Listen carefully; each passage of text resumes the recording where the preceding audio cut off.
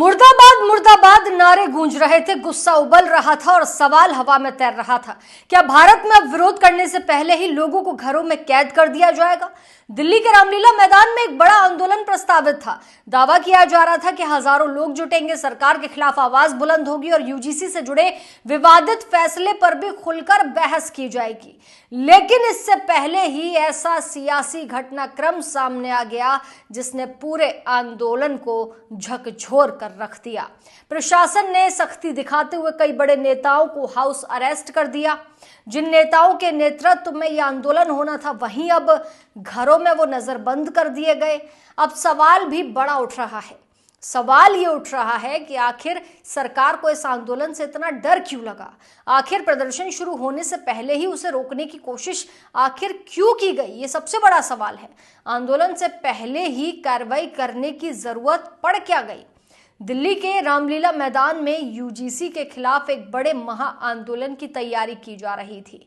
कई संगठनों ने मिलकर इसका आह्वान किया था। दावा किया जा रहा था कि देश के अलग अलग राज्यों से हजारों लोग दिल्ली पहुंचेंगे और इस मुद्दे पर अपनी आवाज को बुलंद करेंगे। लेकिन आंदोलन शुरू होने से पहले ही प्रशासन ने कई नेताओं को उनके घरों में नजरबंद कर दिया। सबसे पहले करणी सेना के राष्ट्रीय अध्यक्ष राज शेखावत को हाउस अरेस्ट किया गया। इसके अलावा कई अन्य नेताओं को भी अलग अलग जिलों में पुलिस ने रोक दिया। बताया जा रहा है कि उत्तर प्रदेश के हाथरस, फिरोजाबाद और बुलंदशहर जैसे जिलों में भी कई नेताओं को उनके घरों से बाहर निकलने की अनुमति नहीं दी गई।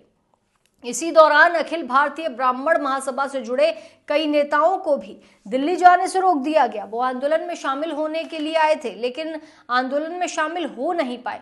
सोशल मीडिया पर गुस्सा इस कदर देखने को मिला कि मानो बाहर आ गई हो। हिंदू संगठनों से जुड़े कई नेताओं ने इस कार्रवाई पर तीखी प्रतिक्रिया दी। हिंदू रक्षा दल के प्रदेश उपाध्यक्ष राकेश सिसोदिया को भी इस दौरान हाउस अरेस्ट किया गया। उन्होंने सोशल मीडिया पर एक पोस्ट साझा करते हुए कहा कि लोगों से 8 मार्च को दिल्ली पहुंचने का आह्वान किया गया था, लेकिन इसके बाद पुलिस ने उन्हें घर से बाहर निकलने से ही रोक दिया, जिसके बाद सोशल मीडिया पर आक्रोश देखने को मिला।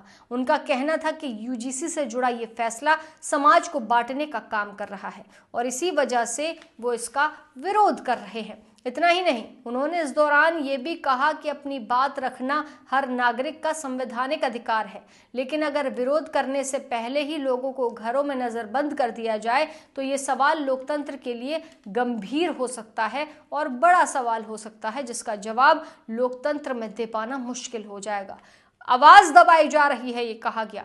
इसी तरह सनातन रक्षा वाहिनी से जुड़े नेता प्रिंस जाधव ने भी दावा किया कि पुलिस पिछले 1 दिन से उनके घर के बाहर मौजूद है और उन्हें दिल्ली जाने से रोका जा रहा है। वो दिल्ली जाना चाहते हैं, लेकिन पुलिस के चलते नहीं जा पा रहे।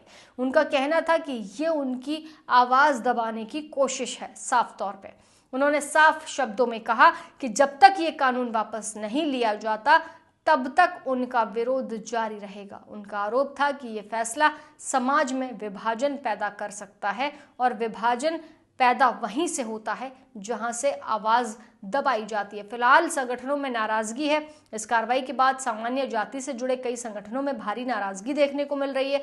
कई नेताओं का कहना है कि भारत का एक लोकतांत्रिक देश जो ये है, जहां नागरिकों को शांतिपूर्ण प्रदर्शन करने का अधिकार है,